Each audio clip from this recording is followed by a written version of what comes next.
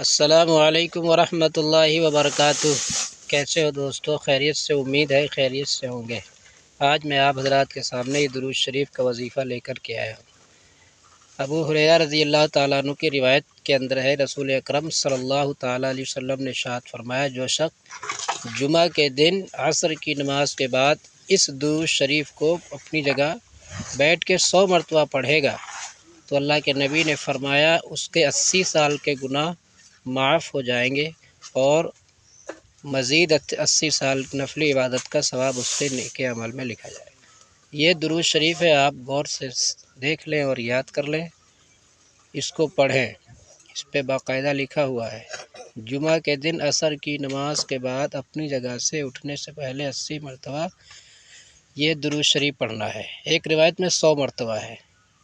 بہرحال 80 مرتبہ پڑھ لیں تو بھی ٹھیک ہے، 100 پڑھ لیں تو بھی ٹھیک ہے، جمعہ کے دن عصر کی نماز کے بعد۔ السلام علیکم۔